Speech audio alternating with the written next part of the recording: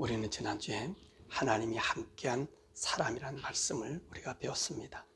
바로 이 요셉이 그 하나님과 함께한 사람의 대표적인 사람이었으며, 이렇게 하나님이 함께 하실 수 있는 사람의 삶에 대해서 우리 함께 은혜를 나눴습니다.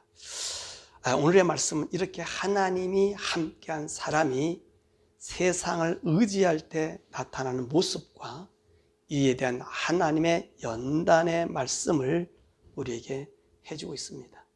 이 40장에서는 요셉이 처한 감옥의 현황이 어떠한가를 보여주고 있습니다. 요셉이 들어간 감옥은 어떤 것이지요? 오늘 시대당 집 안에 있는 감옥입니다. 오늘 본문에 보면은 누가 이 감옥에 들어올까요? 떡 굽는 관원장과 술 맡은 관원장이 들어왔습니다. 그러니 오늘 이 감옥에 대해서 성경을 말씀하시기를, 이 감옥은 왕궁과 관련된 고위직이 왕에게 잘못했을 때 들어오는 곳이라는 것입니다. 그래서 이 감옥에는 일반 사람이 들어올 수 없는 감옥입니다. 그러니까 요셉이 처한 환경이 얼마나 나쁜 조건 속에 있는 줄 우리가 알게 되지요. 이곳에서 요셉은 이들을 돌아볼 뿐만 아니라 이들의 상태를 점검하고 보고하는 일을 하고 있었던 것입니다. 그런데 어느 날 이 술 맡은 간원장과 떡 굽는 간원장들의 안색이 좋지 않습니다. 그래서 요셉이 그들에게 묻잖아요. 무엇 때문에 당신들의 안색이 좋지 않느냐? 무슨 근심이 있느냐? 라고 한 것입니다. 그랬더니 그들이 하는 말이 뭐라 그러죠? 내가 꿈을 꾸었다는 거예요. 자기들이 똑같은 꿈을 꾸었는데 이 꿈을 해석해 줄 사람이 없다고 말합니다. 그러니까 요셉이 뭐라 그럽니까? 그 꿈을 내게 이야기해 주십시오. 이 꿈의 해석은 하나님께 있다라고 한 것입니다. 그러자 술 맡은 간원장이 자기의 꿈을 이야기합니다. 포도나무가 있는데 그 세 가지에 싹이 나고 또 꽃이 피고 포도성에 익었고 내 손에는 바로의 잔이 있는데 내가 그 포도를 따가지고 즙을 짜서 바로의 손에다가 들였다는 것입니다. 그러자 요셉은 이 얘기를 듣고 뭐라 얘기합니까? 이 세 가지는 3일이다. 3일 후에 당신은 이 바로에게 의해서 다시 복직이 될 것이라고 말합니다. 그러니까 이제 떡 굽는 관원장이 자기도 그 꿈을 얘기하는 거예요. 자기 머리 위에 새 강주리가 있는데 그 강주리 꼭대기에, 이 배 꼭대기에는 바로를 위해서 굽은 각종의 음식이 있었다는 거예요. 그런데 새들이 와서 내 머리에 있는 광주리에 그것을 먹었다는 것입니다. 그러니까 요셉이 뭐라 얘기하죠? 당신은 산 아래 이제 왕에게 불려가서 나무에 달려 죽게 되고 새들이 당신을 먹게 될 것이다 라고 한 것입니다. 이렇게 요셉이 꿈을 해석해 주었는데 아니게라 3일 후에는 바로의 생일이었다는 것입니다. 그래서 이 생일날에 술 맡은 관원장은 복직이 되고 떡 굽는 관원장은 달려 죽었다고 말씀하고 있습니다. 요셉은 이 꿈을 해석해 줌으로 자신이 이 술 맡은 관원장에게 자신의 처지를 말하고 이 감옥에서 구해질 것을 청탁합니다. 그런데 오늘 본문 마지막 말씀에 뭐라고 얘기하고 있습니까? 술 맡은 관원장이 요셉을 기억하지 못하고 그를 잊었더라. 그렇게 말씀하고 있습니다. 그러면 왜 술 맡은 관원장이 요셉의 청탁을 잊었을까요? 자, 오늘 본문의 말씀에는 아주 충격적인 말씀이 있습니다. 그 말씀이 바로 잊었다라는 말씀입니다. 오늘 잊었다라는 말씀은 잊었다고 하는 원어의 뜻이 있지만 다른 뜻에는 무시하였다는 그 뜻도 갖고 있다는 것입니다. 그러니까 이 술 맡은 관원장은 요셉을 잊었을 뿐만 아니라 요셉 자체를 무시하였다는 것입니다. 왜 그랬을까요? 물론 이들이 감옥에 있을 때에 자신의 꿈을 해석해 줄 당시의 점성가들이 들어올 수가 없는 상황입니다. 왜 그러죠? 이들은 왕의 진노를 사서 감옥에 올 정도라면 이 사람들은 대역죄를 지은 사람들입니다. 이런 사람에게 점술가들이 들어와서 그들의 점을 봐줄 수 있는 상황이 아니라는 것입니다. 그런데 이 요셉이 이들을 위해서 꿈을 해석해 준 거예요. 그럼 이 사람들에게서는 어떻습니까? 커다란 은혜를 그들이 받은 것이지요. 그래서 자기의 꿈을 해석해 줌으로 인해서 그 고마움으로 요셉의 청탁을 들어주겠다고 했을 것입니다. 하지만 이 사람이 이곳을 나갔을 때 그는 요셉의 약속을 잃어버린 것입니다. 아니, 그 자체를 무시한 것입니다.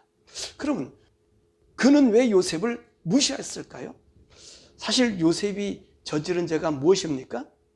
시대장 아내를 겁탈하려다가 잡혀온 종입니다. 이 종을 무시한 것은 당연한 것이지요. 더욱이 이 술 관원장이 바로에게 시대장의 아내의 잘못을 고할 이유가 없다는 것입니다. 왜냐하면 시대장이라고 하면 이 바로의 신복 중에 신복입니다. 그런 시대장의 아내의 잘못을 고했다가는 오히려 자신이 복직되었지만 떡 맡은 관원장의 꼴이 될 수 있다고 생각했을 것입니다. 그래서 이 사람은 요셉의 약속을 기억하지도 아예 무시한 것입니다. 그러므로 우리는 여기서 무엇을 알 수 있을까요? 이 부탁받는 것은 자신의 형편과 처지와 필요에 따라서 다를 수 있다는 것입니다. 자, 술 맡은 간원장과 요셉과의 관계는 어떤 관계죠? 아무런 관계가 아닙니다. 그냥 감옥에서 자신들을 감시하고 자신들의 필요사항만 제공해주는 같은 죄수일 뿐입니다. 더욱이 이 요셉은 어떤 고관의 아들도 아니고 자기 친구의 아들도 아니고요, 히브리에서 온 이방의 노예의 죄수일 뿐입니다.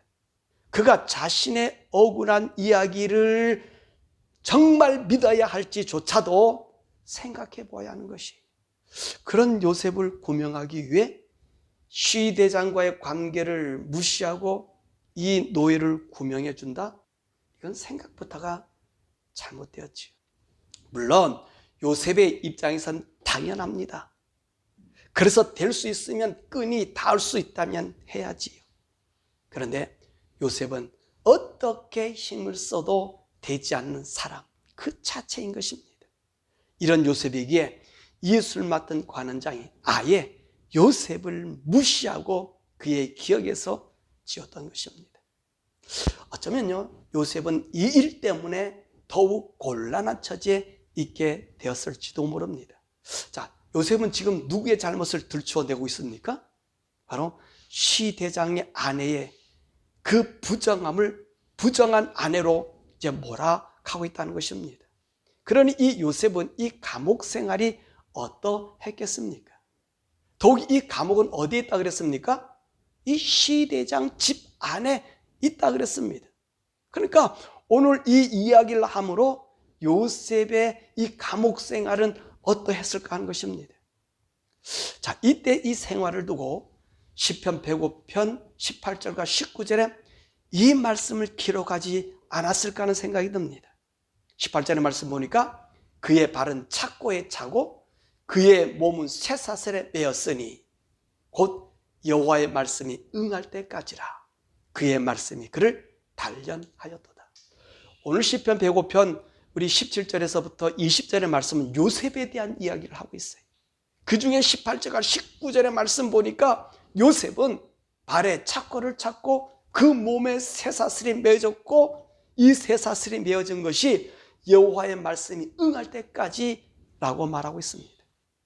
사실 바로 왕의 신복이라면 오늘 얘기한 시대장, 술 맡은 관원장, 떡 굽는 사람들입니다. 이들은요, 왕의 생명과 직접적인 관계를 가지고 있습니다. 더욱이 이 시대장의 직책은 왕과의 거의 동일하다고 보면 됩니다. 이런 시대장의 아내가 종을 건드렸다고 한들 어찌 죄가 되겠습니까? 요셉이 지금 자신의 신세를 한탄한 것은 당시 사회에서 그 제도에서는 용납될 수 없는 일입니다. 그래서 아마도 요셉은 이 청탁 이후에 더 큰 고난을 받게 되었을 것입니다. 우리는 오늘의 말씀에서 무엇을 알 수 있습니까? 외로운 의인은 세상에 귀 기울여주지 않는다는 말씀입니다. 다른 말씀을 하면 잠언의 말씀처럼 가난한 지혜자의 말을 사람들이 듣지 않는다는 것과 같은 것입니다. 그러므로 의인은 세상에 대하여 자신의 의로움이 인정되기를 바라지 말아야 하는 것입니다. 그냥 의로움의 상징으로 외치되 그들을 기대하지 말라는 것입니다. 왜냐하면 이 세상 사람들은 모두가 다 이 술 관원장과 같기 때문에 그런 것입니다. 하나님은요, 요셉의 이런 행동을 좋아하지 않으셨다는 것입니다. 요셉이 이 관원장에게 자신의 억울함을 토한 것이 무엇이 문제이겠느냐 하는 것입니다. 사실 그렇습니다. 그런데 오늘 시편 105편 9절의 말씀에 뭐라고 얘기했죠? 곧 여호와의 말씀이 응할 때까지라 그의 말씀이 그를 단련하였도다. 하나님은 요셉의 이 행동을 기뻐하지 않았던 것 같다는 말씀입니다. 물론 이 말씀의 해석을 요셉의 감옥 생활, 보디발 그 집 안에 있는 그 감옥 생활 전 생활이라고 말씀할 수도 있습니다. 그런데 이 말씀이 의미심장한 것은 그의 말씀이, 하나님의 말씀이 그를 단련하였다는 것입니다. 무슨 의미입니까? 요셉이 감옥에 들어오기 전까지와 들어와서 이 감옥에서의 생활, 그리고 간원장들이 들어왔을 때의 모습입니다. 우리는 지난주에 요셉은 언제나 하나님 앞에 서 있던 사람이라고 배웠습니다. 그래서 그는 보디발의 집에서 생활에서도 원망함이 없이 아주 충실함으로 그는 가정 총부가 되었다 그랬습니다. 그리고 보디발 아내의 유혹에서도 그는 하나님 앞에서 이 큰 죄악을 지으려 하면서 기꺼이 감옥까지 들어왔습니다. 그리고 이 감옥에서도 그는 참으로 억울함으로 죽음의 나날을 기다리고 있어도 그는 결코 억울함에 자신의 삶을 던지지 않았습니다. 그래서 그는 그 감옥의 모든 일을 맡아보는 성실함이 있었다는 것입니다. 그런데 오늘은 문제가 달랐습니다. 그는 그 꿈을 해석해 주고서는 이런 딜을 합니다. 13절에서 15절의 말씀입니다.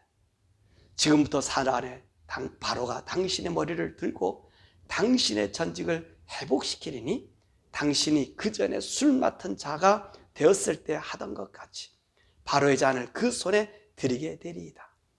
당신이 잘 되시거든 나를 생각하시고 내게 은혜를 베풀어서 내 사정을 바로에게 아뢰어 이 집에서 나를 건져 주소서. 나는 히브리 땅에서 끌려온 자요 여기서도 옥의 갇히리를 행하지 아니하였나이다. 자, 요셉은 어떻게 달라졌습니까? 꿈 해석에 보상을 받으려고 했고 보디발의 아내의 잘못을 들춰냈고 높은 간직을 이용해서 이 환난에서 벗어나려고 했으며 자신의 신분을 드러낸 것입니다. 이것은 요셉의 모습이 아닙니다. 요셉은 어떤 상황에서든지 하나님 앞에서 행함으로 당당하였는데 오늘은 세상의 고위 관직에게 자기의 억울함을 토하고 애굽 왕에게 읍수하는 형국이 되어 자신의 신분과 비밀을 토해낸 일을 하였던 것입니다. 그래서 하나님은 아마도 이 요셉에게 그 고난의 통로에 있게 하였던 것 같습니다. 그래서 무엇이라고 말씀하고 있습니까? 그의 말씀이 그를 단련시키셨다 라고 한 것입니다. 사실 요셉의 이 마음은 우리 모든 인간들의 마음이 아닙니까? 정말 죽을 지경이 있는데 살 수만 있다면 지푸라기라도 붙잡고 싶은 것이 우리 인간의 마음 아닙니까? 그런데 보세요. 지금 요셉에게는 권력 중에 권력이 왔는데 이런 부탁을 하는 것은 당연한 일 아닙니까? 정말 기회가 아닙니까? 그런데 이것이 기회가 아니었다는 것입니다. 오히려 하나님 편에서 요셉을 더 단련시키는 고통의 시기로 변하였다는 것입니다. 무엇을 의미하지요? 하나님의 사람은 이 세상을 의존하지 말라는 것입니다. 요셉은 하나님으로만, 하나님에 의해서 요셉의 미래가 부탁하고 사는 것입니다. 보십시오. 요셉이 그런 부탁을 하였더니 술관원장이 어떻게 생각했습니까? 그냥 잊어버린 것입니다. 무시했다는 말입니다. 한마디로 가치 없는 이야기였다는 것이지요. 이처럼 우리 성도가 이 세상에 살 때, 억울한 일을 당할 때, 또는 정말 필요한 일이 있을 때, 여러분 세상 사람을 찾지 말라는 것입니다. 우리가 찾아야 할 분은 세상의 유력자가 아니라 바로 하나님이십니다. 왜 그래야 합니까? 우리는요, 이 세상의 백성이 아닙니다. 우리는 하늘의 백성입니다.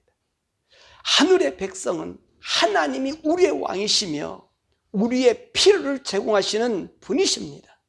그런데 우리는 이 세상을 의존합니다. 그래서 요셉과 같은 고난이 찾아오고 연장이 됩니다. 만약 우리가 이렇게 가정해 보십시다.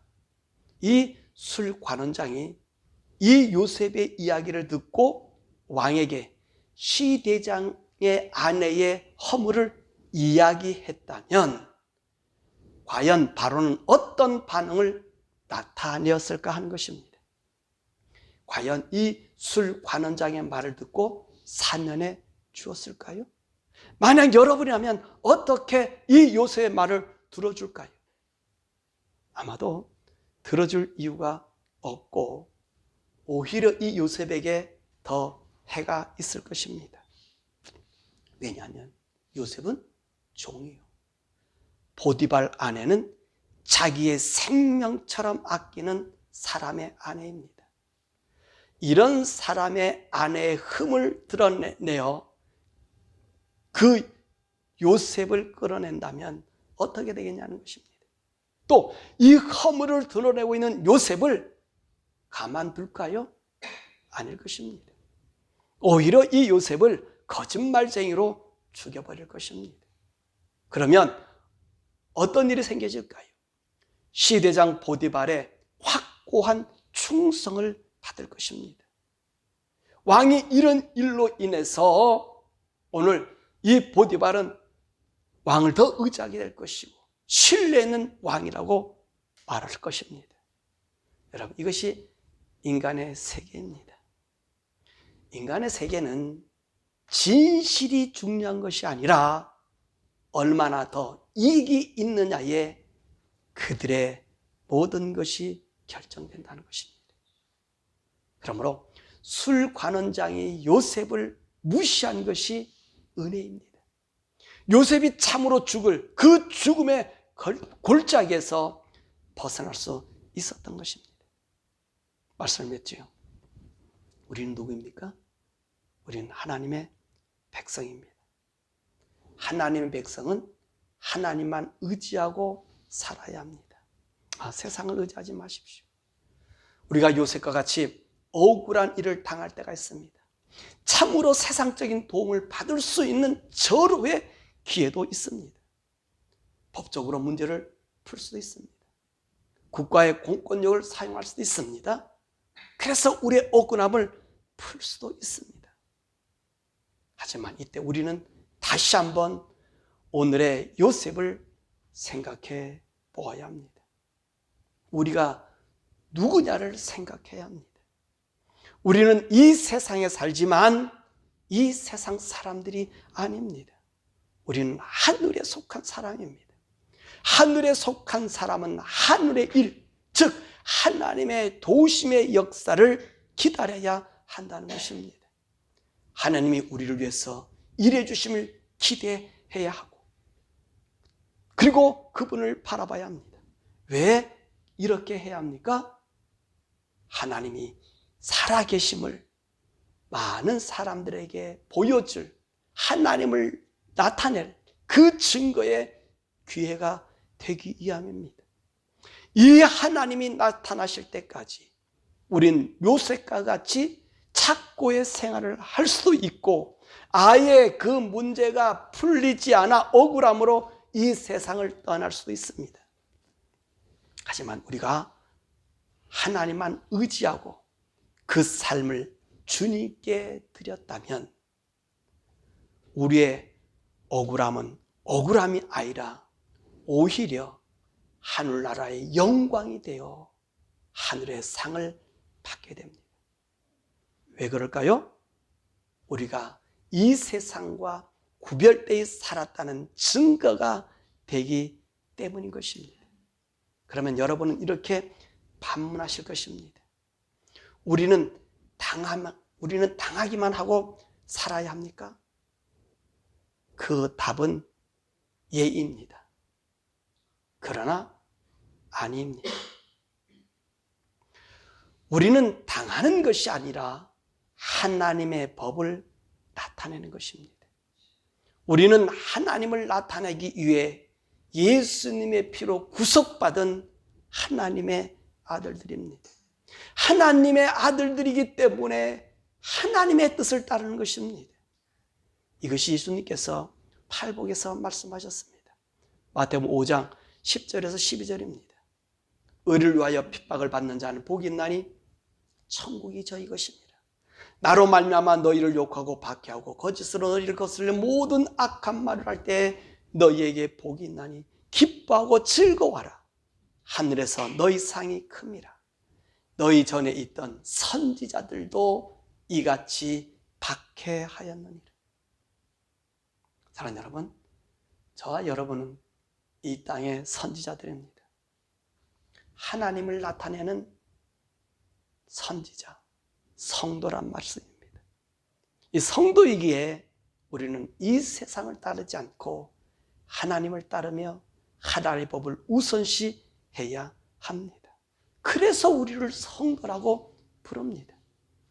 우리가 이 세상을 살 때 억울함을 느끼지 못하고 또 하나님의 뜻으로 받들어 살 수 있는 또한 그 길이 있습니다.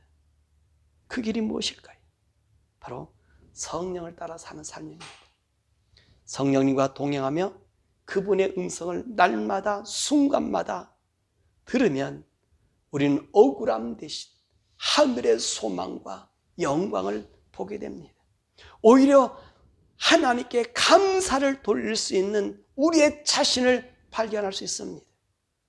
하나님은 우리가 하나님 말씀 위에 살면서 이 땅에 고난받는 것을 결코 잊지 않으시고 그 무한한 하나님의 나라에서 반드시 보상하여 하나님의 영광의 멸관을 씌워주시고 하늘의 영원한 천상에 있는 이 천군들을 다스리는 복을 주신다는 것입니다. 오늘 하나님께서 오늘 창세기 40장의 이 요셉의 이야기를 우리에게 들려주면서 바로 이 말씀을 우리에게 해주시는 거예요. 너는 누구를 의지하느냐? 힘을 의지할 수 있는 기회가 있느냐? 그러기 전에 나를 생각해라. 그러기 전에 나를 봐라. 만약에 너가 세상을 의지하는 것만큼 너에게는 내 말씀이 너희 속에 이루어지기를 내가 단련시킬 것이다. 그러므로 우리 성도는 하늘의 영광스러운 면류관을 얻기 위해 구별된 하나님의 자녀로서 우리 주님이 이 땅에 재림하실 때에 그 주실 영광을 사모하며 하나님과만 교통하는, 하나님만 의지하는, 그리고 세상 사람과 구별된 정말 우리 성도님들 되시기를 우리 주 예수 그리스도 이름으로 간절히 축원합니다.